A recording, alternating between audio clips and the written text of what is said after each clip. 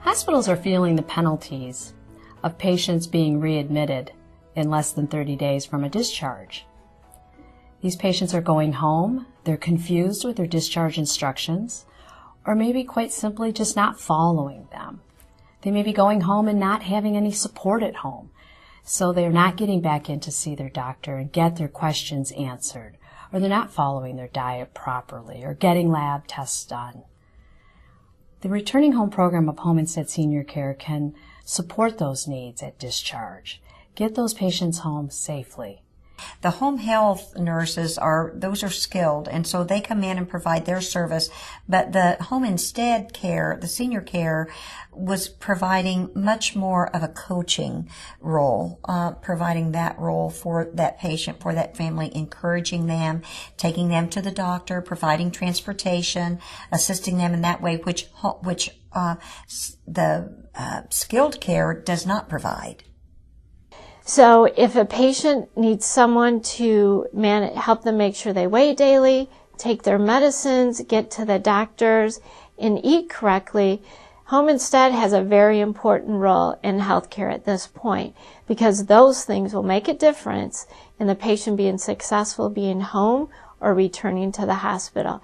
And that is something that can only happen with Home Instead. They can be there for longer lengths of time. The patient knows when they're coming, and they're dependable. A visiting nurse will show up once or twice a week, which is part of their program, and a physical therapist. Home Instead will be there when the patient wants them to be there. And also, that's been so important with Home Instead, partnering with them and working with them together.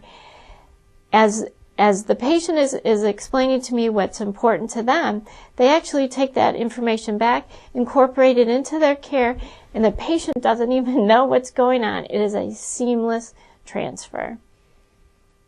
One of the key elements as well that myself and my client care manager did with each patient to ensure that the caregiver was continuing to train and teach the patient what was appropriate and the right thing to do to keep them from going back into the hospital. And these patients didn't want to go back to the hospital. They don't like the ER. And so most of them really wanted to follow our program.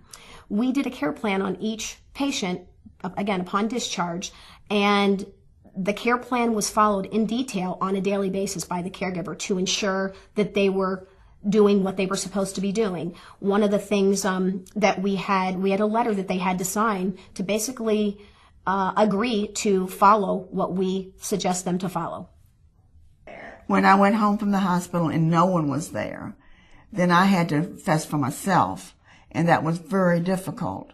Where now, when I come home, if I was to go to the hospital and come out and I had the daycare, I had the Home Instead, then I had someone there for me, and they were there to help me if I needed the help with the medicine or whatever, just getting up and doing the walking. They're my legs and my arms, where they can go and get the things that I need and bring them to me, where I couldn't get up and do it myself. Well, we have had a really good experience with with working with Home Instead. They've been just overly collaborative. And been able to establish a very collaborative relationship with them and with all the staff. One of the things that was really amazing, another thing that was amazing about it, was that when we got together then to do the objective look at the data, the Home Instead caregivers that were in the home knew every single patient by name. They knew everything about that person, about that patient, about that family. And I found that to be really amazing and not something that I would have seen, I don't believe, in skilled providers.